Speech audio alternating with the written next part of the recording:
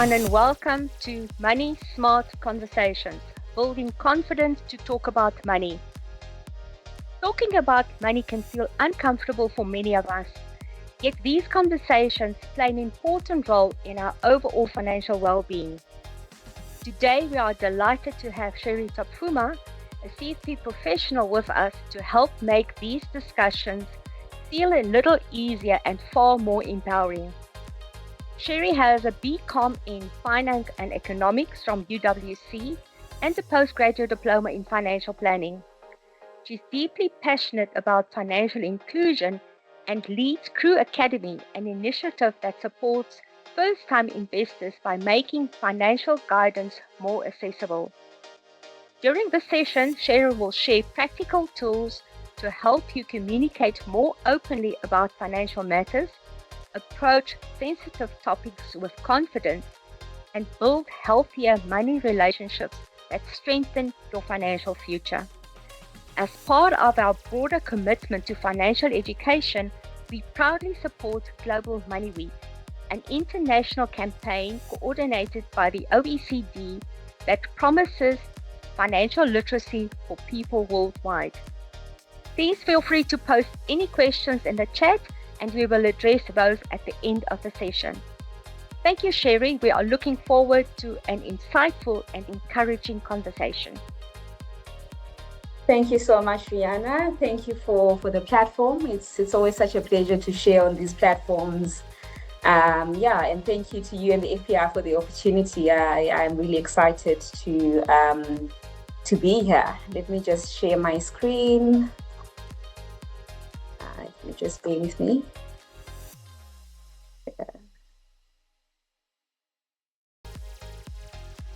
Can we all see my screen? Rihanna, if you can confirm. Yes, we can see.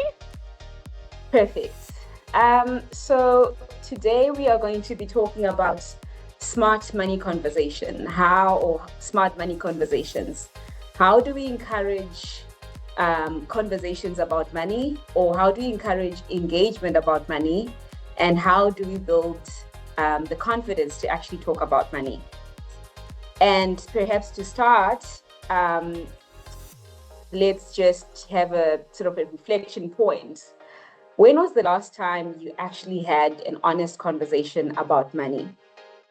And as I was putting together this presentation, I also had sort of a reflection time or a reflection moment where, I spend a lot of my days talking about money.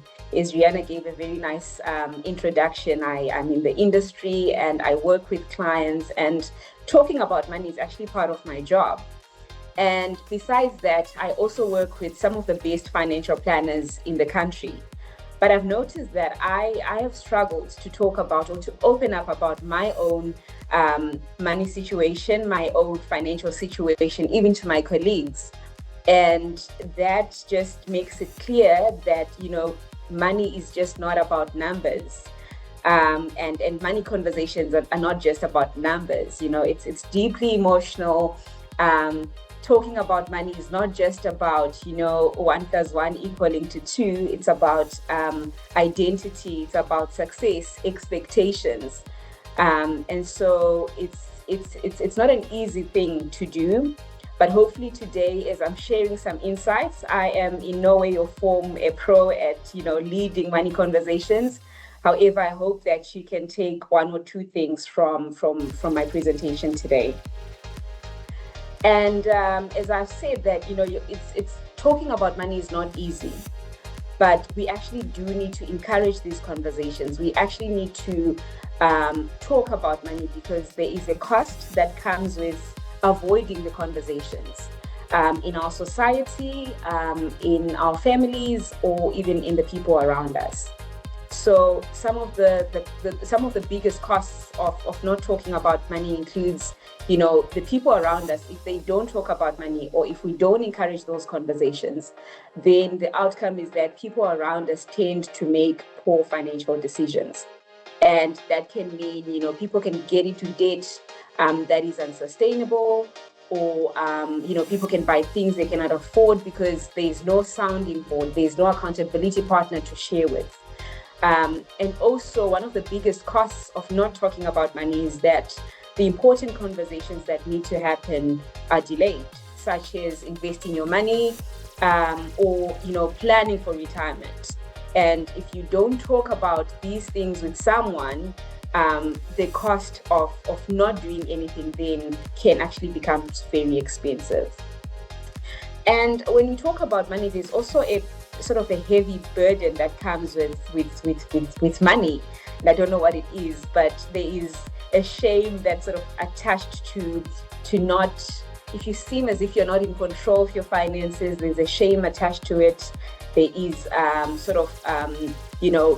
judgment that comes with not being able to figure your own finances out.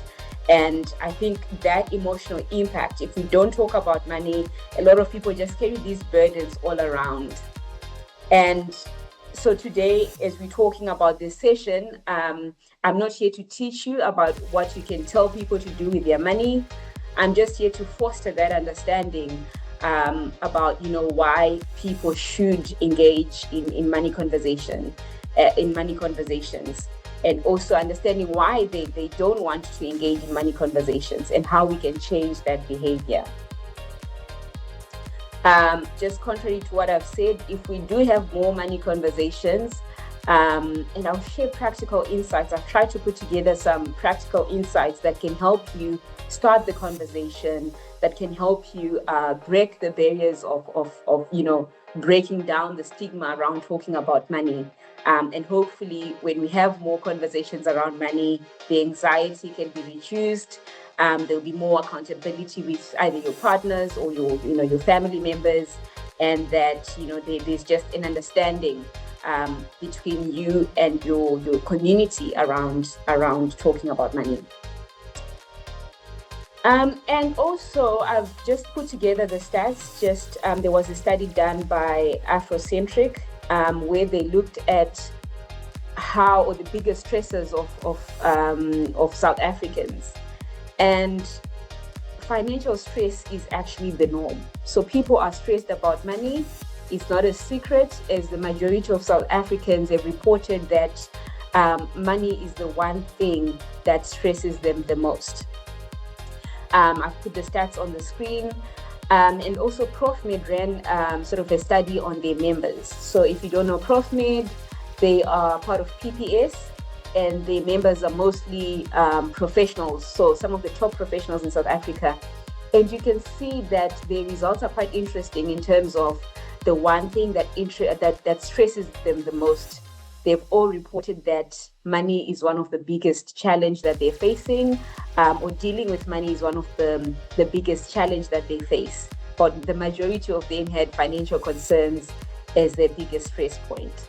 So I think this just highlights the fact that, money in itself has got nothing to do with whether you're a professional or whether you are, or what you're actually earning.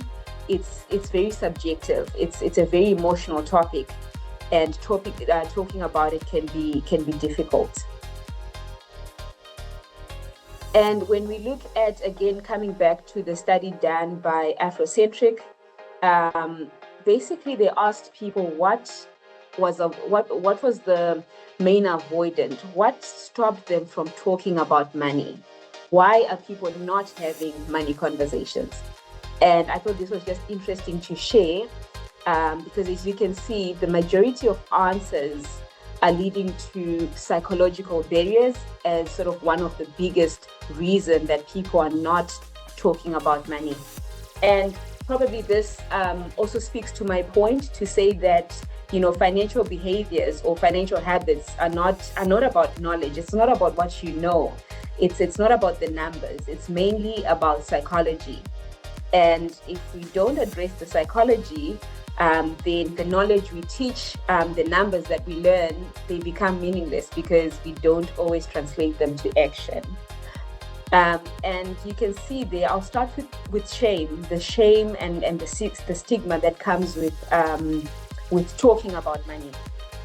It's because, a lot of people associate, talking about money, they associate money, unfortunately, in this world that we're living in, money and success and so forth have become almost unanimous. And openly talking about debt starts to feel like it's failure. So people are not comfortable to open up about, the debt that they're in. If they should ask questions, they feel like they don't really know what they're doing. There's a lot of judgment that comes with it.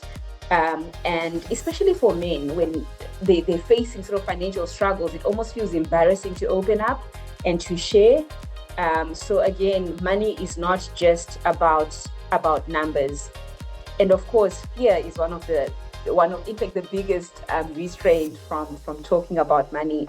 35% of people answered that fear is one of the biggest things that stops them from talking about money with their counterparts. And I think it's because, people worry and fear that, people will judge them for being irresponsible. So if you are in debt, it means that you are irresponsible, or you are naive, or you just don't know what you're doing. So in just as a response to that, they avoid talking about money completely. We see people not opening up to their partners. We see people struggling with black tax, because if you tell your family members what you're dealing with, or that you actually don't have money to send or money to spare, then you will be judged for not having enough, or for not actually having money.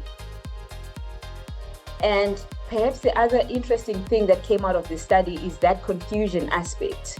Unfortunately, we don't have financial literacy in our curriculum.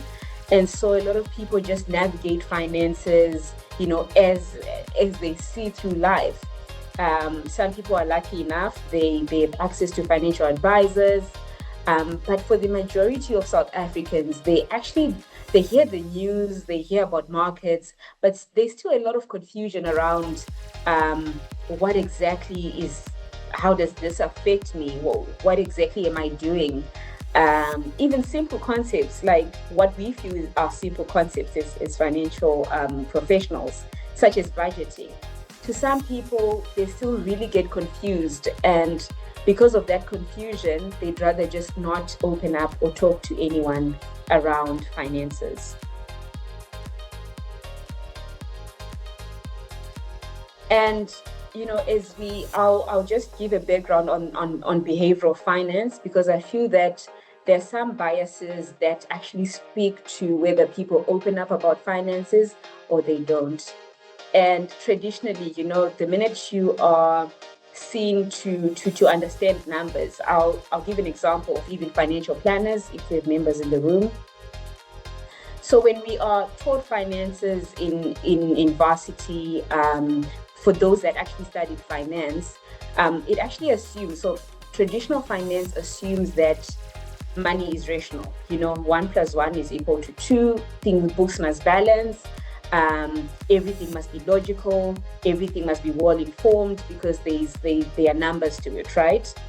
But the study of behavioral finance, it actually challenges that assumption, because it shows that in reality, the way people deal with money, or the way people view finances, it's mostly influenced by psychology. So again, emotions, habits. It's about how we were brought up, the exposure that we had in life. And one of the biases that are a part of the behavioral finance studies is the ostrich effect. So you find that in our society, there are some people that actually avoid having the financial conversation all in all. And not only do they avoid the conversation, but they just avoid anything negative, so negative financial information, just because they do not want to be moved from their comfort zone. So those are the people that haven't filed tax returns for years, because they're just afraid of what outcome SARS might have for them. They are the people that, when right now we've got the war happening in the Middle East, when they hear bad news or when they hear anything negative, then they don't even look at the investment statements, because they just cannot handle the negativity that comes with either a negative return or anything that moves them from their comfort zone. And so that's what we call avoidance bias. And it's one of the biases that actually stops people from opening up, from asking questions, from interacting with other people on finances, because they just do not want to feel like they are short on something. They don't want the discomfort that comes with it. And then the other bias that I think stops people from actually opening up and talking about finances is the social comparison bias. Unfortunately, in this day and age, social comparison it translates above and beyond just our neighbors and immediate circles. Because of social media, we are seeing, all these people there's a new car, someone is buying a new car with red ribbons. Tomorrow this person is flying to this holiday, or there's a new destination. So it then puts us under pressure to compare our lifestyles, to compare what we have. But what we actually don't see is what those people, either on social media or our neighbors, what we don't see is the debt that they are, using to fund those lifestyle assets.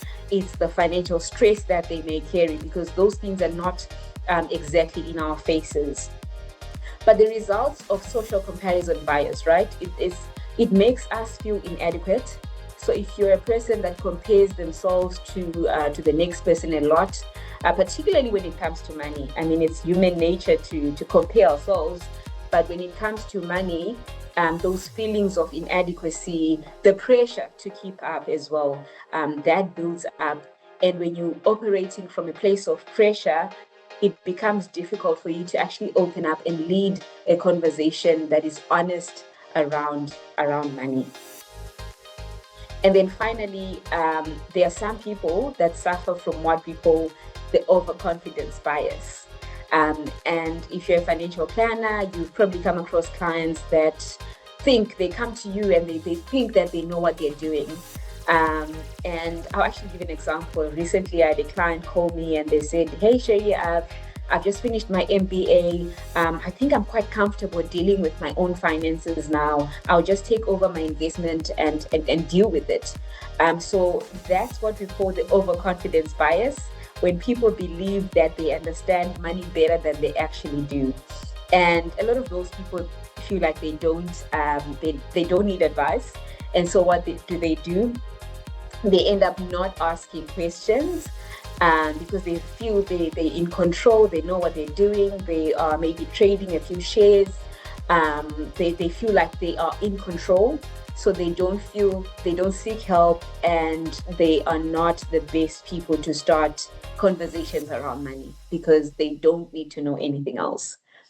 And so the three biases that I've laid out, what they all have in common is that they don't just affect the financial decisions or the actual financial outcomes. All these biases actually stop people from engaging on an honest level in a safe space about money. So if you suffer, or people that suffer from these biases are not the best people to be the first to talk about money.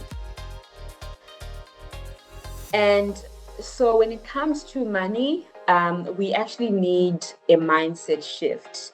We need to reframe the way we are having conversations. We need to reframe the way we think about money conversations.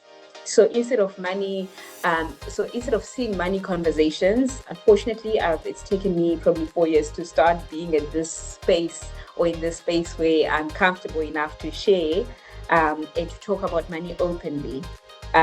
So we need to actually just reframe the money conversations and treat money conversations as a life skill, as sort of a responsibility that we have, not only to our family members and partners, but to society. We need to create a society that is responsible, when it comes to talking about money, and make it a normal part of life, because money is a normal part of life. So it just takes a switch in the mind to just embrace money, instead of, making it this awkward, private thing that no one is supposed to talk about. So I'm just going to share a framework that I think has worked for me in terms of how do you actually start talking about money. And it's called the open framework. So the first thing that you want to do, I'll give an example. You are with your friend, or you've been observing your friend, maybe they're struggling with money, and you don't know where to start, right? A simple way to start talking about money is to use this framework. The first thing you do is to observe. Before you see someone that's struggling, human nature would often just tell us to say, advise, especially people that are in the industry. When you see someone that says to you, geez, I'm always broke, I'm getting to the end of the month and I don't have enough. The first thing you want to say is, Chomi, you need to budget, or you need to do something about it. You want to give advice. But instead of doing that, you actually want to create space. You need to create a space for people to be able to open up and share about their finances. So the first thing is to observe. What are you noticing? Is it a friend? Is it your partner that's constantly complaining about, always being broke? How does that make them, how does that make them feel or act? Are they high spenders? So observations happen. It starts with you. And then the P is for you to make it personal. So you share your own story, right? So to your friend that's always struggling with money, always broke at the end of the month, you can start by sharing your own story. So instead of saying to them, Chomi, you need to budget, you can say to them, you know what, friend, I've actually been through this before. Or, when I was starting my job, I also was in a position where I was always broke. And by doing that, or by sharing your story, it doesn't have to be what I've just said, it can be any part of your story. By doing that, you then lower the guard and you create a space where your friend, your partner, your family member can open up some more and share exactly what they're going through. And then the E in this is to explore. So instead of judging, to say, hi, village for me now, you're always spending, you're always buying food, you're always doing ordering food. Instead of judging, rather ask questions. Ask why they think that, or why do they think they're in that situation? Why do they feel like they're always broke all the time? Allow them to allow them to invite you into their lives and to share what they're going through as a friend or as a family member. So you could ask something like, tell me more about this. Tell me more about you being broke. Why do you feel like you're always broke at the end of the month? And then maybe they'll start sharing in terms of, it's because I'm spending on ABC. And your role here is to just be curious, to ask questions, to allow your friend or the next person to feel comfortable to tell you more about what's going on with them. And then the last part, which is to normalize the conversation. You don't want your friend or the person that you're talking to feel as though they are, in this alone. You do not want them to feel as if no one else is going through what they're going through, because remember, it's already hard to open up. So with the N, you need to normalize. It's about normalizing or validating whatever that they are going through. For example, you could say that, you know what, a lot of people go through this where they're broke in the beginning of the month, and you've seen it before. If you're a financial planner, you could just reiterate or validate what your friend or your partner is feeling without really making those judgment lines, or without judging them, right? And what you're doing by normalizing or validating what they're feeling is that you're reducing shame. There's already shame and stigma attached to money. So by saying, you know what, we're all figuring this out, or I've met people that go through the same, you're not just making them feel comfortable, but you're actually encouraging them to open up some more. You're encouraging them to learn. You're also building that safety between you and your friend. And then in my next slide, we're just talking about, how you can start these conversations. So using the open framework, how can you start conversations about money, if you don't know where to start, if you've never shared about money with anyone else, where do you start? And I've just given examples of how you can start conversations with friends, with family, or even with your partner. So I'll start with friends. So you could ask your friend, for example, like, what's the one thing that you've changed, or what's the one mistake that has taught you about money the most? What's the best, or what's the one money mistake that taught you the most? If you've made a money mistake, and what happens in that case is that your friend will feel comfortable to start sharing or to start opening up about finances. And it's so important to have conversations with friends because, when I look at my friend group, I think my friends influence a lot of my financial decisions. For example, I've got a 4-year-old child, and right now we're discussing, where does she go for grade R? And it's very likely if my friends are sending their kids to a certain school, I'm more inclined to also just follow suit, even though it's not within my budget, even though it's not, within my financial scope.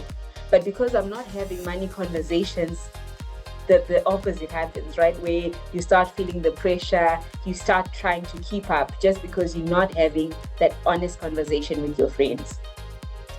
And also, just on that, I gave the example of kids, but also if you've got friends that like to go away on trips, be it international trips or local trips, if you're not having honest conversations with your friends, it might mean that there might be a trip that they plan that's, again, outside of your scope.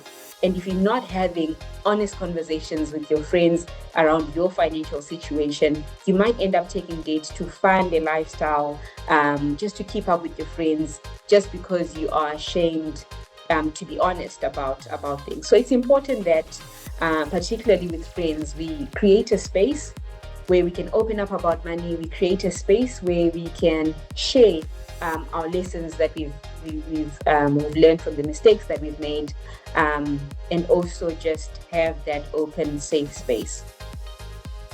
And then with family, it's also tricky with family. So I'll also give an example of mine. In my family, when I grew up, we actually didn't talk about money. I actually didn't have a lot of exposure to hearing my parents plan.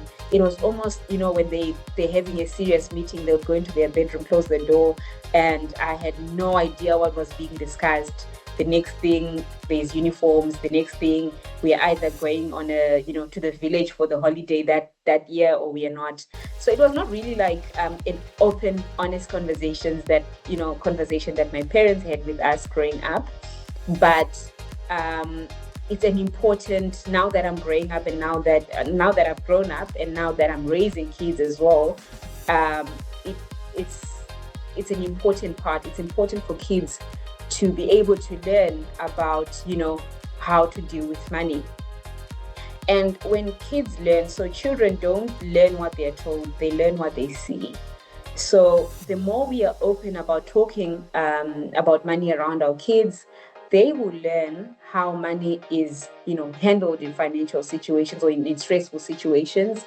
They will have a relationship with money where they would be, they will either be adults that discuss money openly or that avoid money completely. So how we treat money and how we talk about money in front of our kids is an important factor within the family. And also it helps our children build their own sort of habits financially. So if they grow up without ever seeing a budget, what are the chances that they will start budgeting as adults?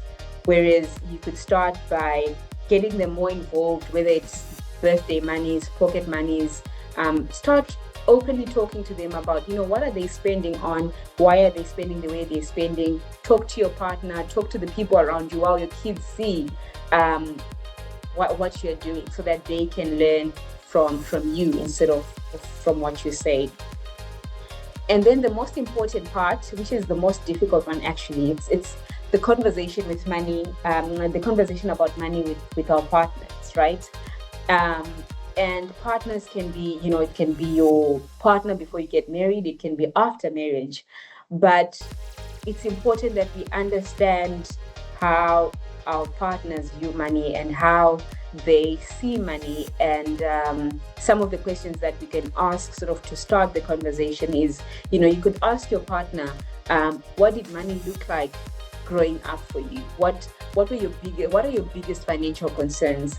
Because by asking those things, you start to understand what's important to your partner. You start to understand their money personality. You understand how they were brought up. And that creates a space for you to start building from a point of, understanding without judgment. And while we are on conversations with partners, essentially, if you are, if you've just gotten married, or if you've been married, or if you're planning to get married, there are 3 essential conversations that you can have with your partner. And that's the values conversation, the reality conversation, as well as the strategy conversation. When you talk about values, it's more about, aligning your values when it comes to money. So this is where you want to understand what money means to the next person. You want to understand, how your partner actually views money. So you could ask something like, what does financial success look like to you? You could ask them, if they were to earn a lot of money, what would they do with that money? Just to understand your person's values and how they value money. And basically what this will uncover, if you haven't started planning for your life yet, it will help you guys align your priorities, especially lifestyle priorities. Are we going to be a couple that buys the flashiest car? Are we going to be a couple? What's success to us? Are we going to be a couple that lives in a mansion, or do we just want a small, comfortable house? So you ask questions. There are more questions like that you can ask, where you can establish your values as a couple by asking the values, or by having the values conversation. And then the reality conversation, when you talk about the reality conversation, we are talking about what's actually happening. So it's the spreadsheet, it's the income versus expenses. It's, my love, how much are we earning and how much are we spending? So that's exactly sort of the reality conversation. And what this helps you do is that it helps you create clarity on your financial position. So you might be assuming that your person earns X and they're not earning that much, or they're earning much more.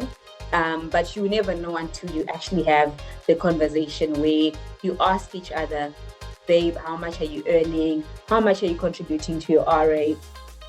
How much are you saving? You must create a space to have that conversation where you are in touch with your reality as a couple. And it's actually difficult to have this conversation, because again, this is where the fear and the guilt and the feelings of just not being enough, this is where we see a lot of couples struggle to actually open up. And a lot of people avoid this conversation until they have it figured out. But you should try by all means to create a space by using the open framework, create a space to get the numbers on the table so that you're on the same page. And then once you've done your values conversation, once you're aligned in terms of your values, once you have your reality on the ground or on paper, then you can start strategizing, right? Then you can start deciding on, okay, what does our retirement look like? What's next in our financial journey? Are we going to buy a property? Are we going to do this? What are we planning? Then you can start strategizing in terms of what you're going to do with your funds. And when you have the strategy conversation last, after you've established your values, after you've established your budget, it then means that the strategy that you come up with aligns with your values. It means that it's grounded in reality, and you're not just doing wishy-washy things, in the wishy-washy planning that is not based on facts. So that's the strategy conversation. It's essentially, those are the three conversations that I think every couple should have either before or soon after getting married. And so I've created a poll to ask you guys some questions. So if you don't mind, please just scan the QR code on the screen, and then we can do the questions. I'll give you a few seconds.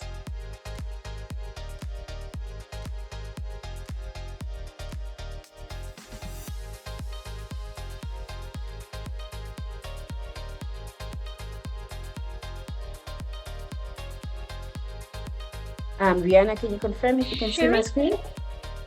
You've taken away the QR code. So okay, let me share it again. I'll share the QR code again. Can you see it? Not yet. Okay.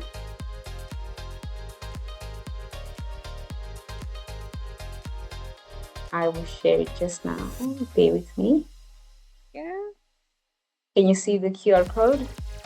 Yeah, if you can just put it back in slide mode. Yeah. There we go. So I'll have it up for 5 more seconds. And then we can see all the results.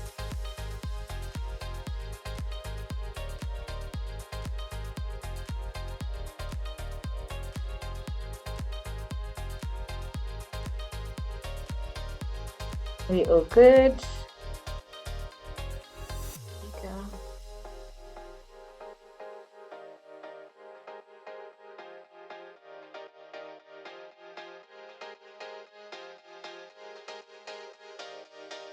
Can we see the Menti presentation?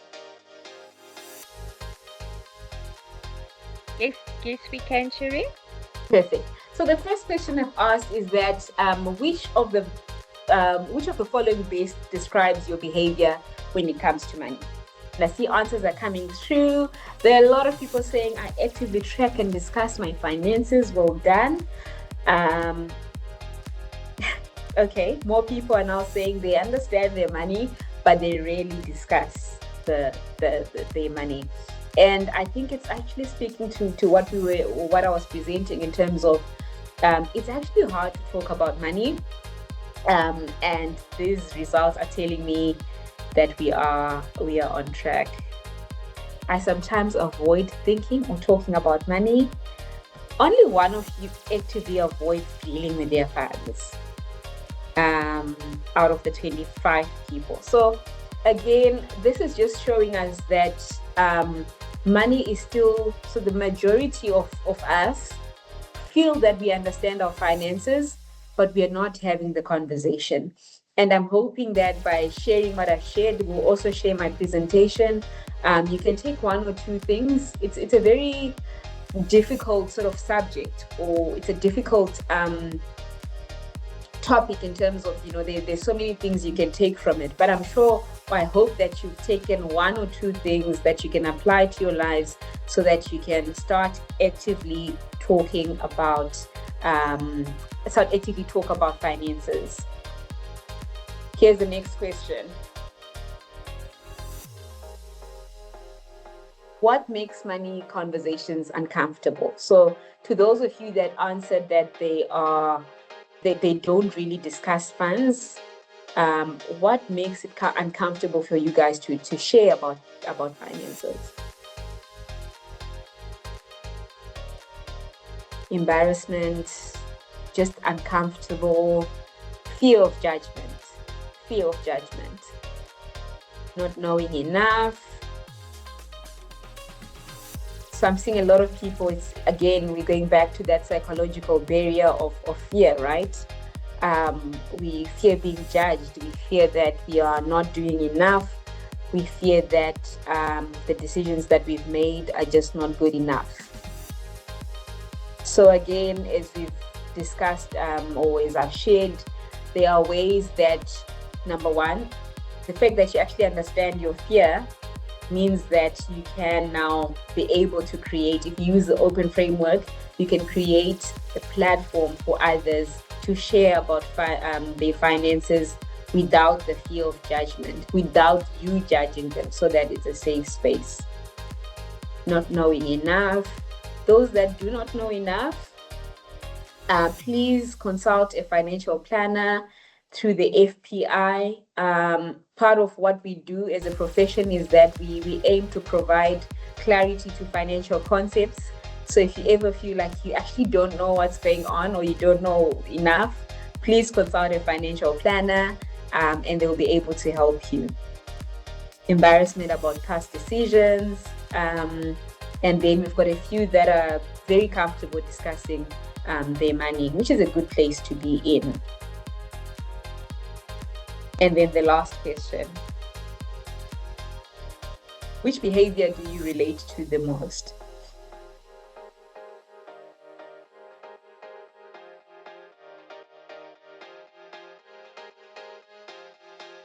I see one person that's very confident about managing their finances, which is great.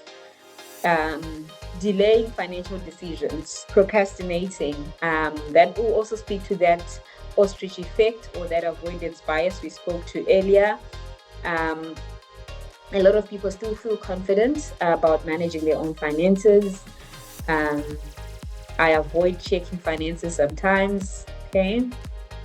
I compare myself to others financially. I'm surprised only one person has said that they compare themselves to others financially. I thought a few of us would be also in that bracket. Just waiting for the other answers to come through. So a lot of us, in fact, almost like a 50-50 between those that are confident about managing finances and those that delay financial decisions. There are ways in which you can start. I think my only advice to the people that delay financial decisions is that delays or delaying can be costly. You need to start not delaying. You need to start facing your finances. You need to start, and you can start by, educating yourself around the cost of not facing your finances. So if you can, try by all means to face if you've got debt, speak to a financial advisor as well, to try and help you go through or work through those fears and give you enough information and education around how you can start facing those fears, be it debt, be it submitting your tax returns, checking your investment statements, things of that nature. You need an accountability partner. You need someone to talk to, so that you don't delay your decisions any longer. And then I'm happy that most of you guys feel that they are, you feel that you're confident around managing your own finances. Okay, and that's it from me. Let's see what's going on in the question section.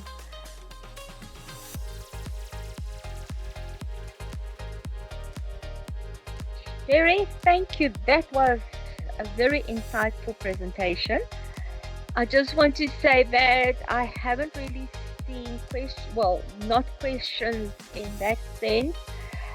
Somebody asked that they've been introduced to FinTech Wealth and would like to invest in that. What would your advice be? So I've just posted the Find a Financial Professional link. Yes. Please go there, find a financial professional in your area and consult with them. Go and speak to a professional to help you through this. I think that's important. Have a discussion with them. Yeah. Let's see if there's anything else. Tukiso said, an insightful session, Sherry. Thank you. Guys, any questions? I'll give you a second to do that. Maybe I'll start with one, Sherry. What is a respectful way to start the money conversation with your partner when you have different financial habits?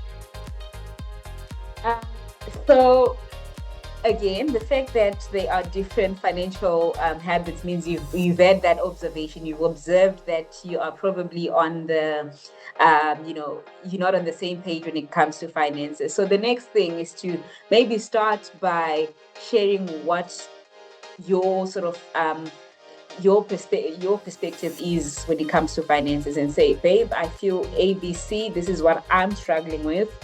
And then based on what you are feeling, or based on what you're sharing, ask the question to your partner. So it's about creating a space where the question can be, it's creating the safe space to have the conversation. So we do it first by observe the trends, or observe your partner's habits, observe where you think they're struggling. And then based on that, don't go into the conversation with the superior, don't be on a high horse when you enter the conversation, but highlight what you feel you're also getting wrong.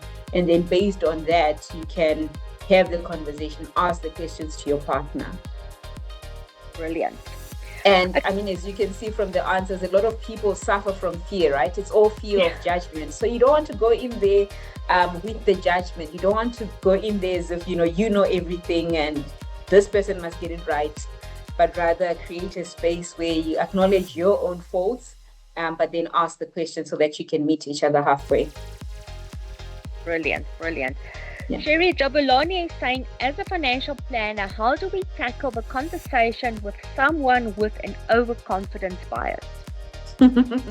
That can always be tricky. To be honest, we have situations where, like I've shared with you, I've met a lot of overconfident people that feel that they can do this without me, and my role is not to convince them to engage my services or our services. My role is to just help them understand the value that I can offer them. And if they really are overconfident, there's nothing you can do. You cannot tie them to your services if they do not want your assistance, unfortunately. Think a lot of patience? There are some people that you just can't, even if you're patient. There's some people that I've noticed, there's some people you cannot convince, there's some people you just cannot assist because they know it all. But again, there are some people you can ask more questions. So if someone comes to you and says, I think I'm very comfortable with this, try to ask more questions. Okay, you want to manage your investments. What about this? What about, throw in questions that will maybe help them realize that maybe they actually don't know everything. And that's your judgment to make as a professional in that setting, in terms of, what questions you ask and how you ask them. Right.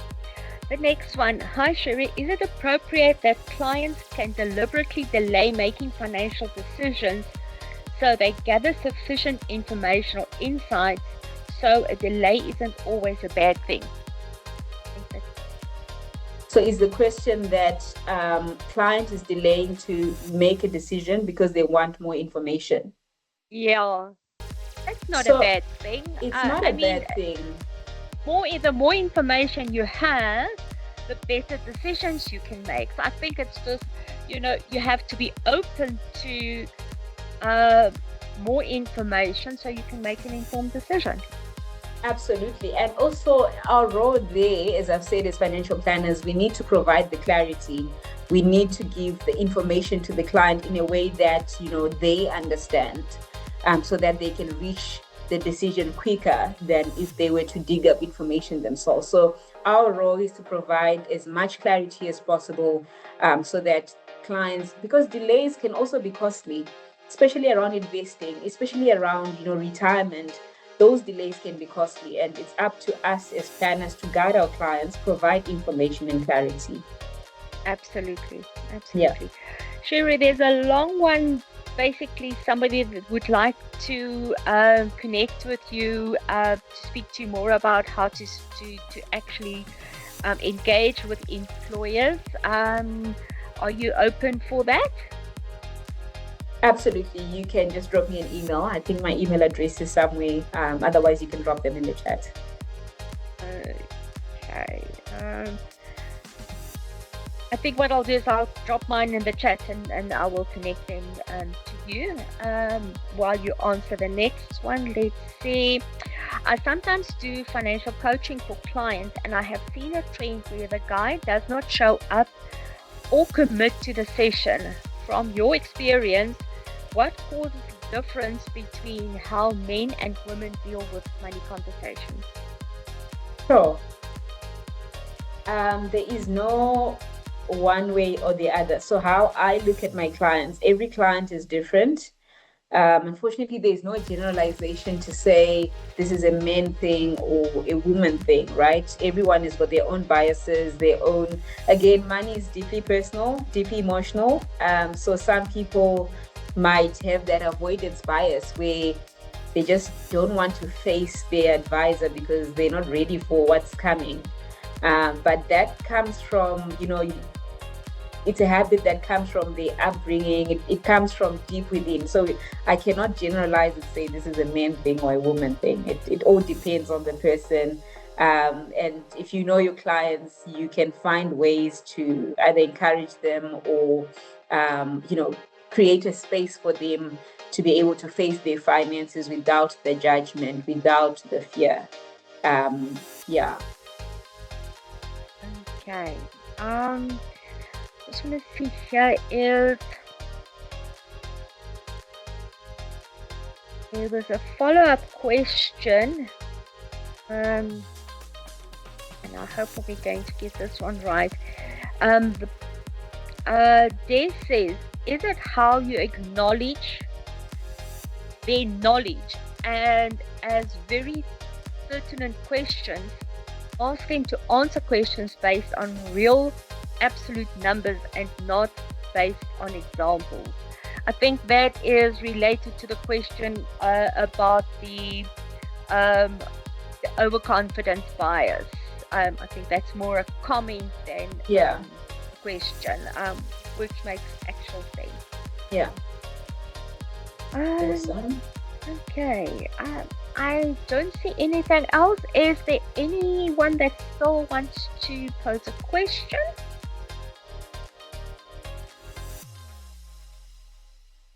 Okay. Sherry, any last words from your side that you want to leave us with? No, thank you guys for your time. I must just say it's very difficult to speak into a screen without seeing all of your faces and seeing exactly how you deal with money, or how you have these conversations with your family or your friends. So that's the most difficult part. But when it comes to money, again, we're all learning. No one has it figured out. Even the best financial planners are not, they're also trying to figure it out. Because again, money is dealing with all our past traumas, our habits, our exposures. So it's really an ongoing, lifelong learning journey. So that's all I can say. We're all learning. Absolutely. Sherry, from my side and the FBI, thank you so much for the session. It was really insightful. Just for the audience, I think it links quite to what Sherry has said about that, we need to teach our children about money. And that's not, in a lot of cases, we haven't grown up as, in households where money was discussed. That's why our next session in April will be how to talk to children about money. And that session will be on the 29th of April. So look out for the communication about that and join us for that session. And have a lovely afternoon, everyone. Take care. Bye-bye. Thanks, Rihanna. Thank you so much. Thank you, everybody.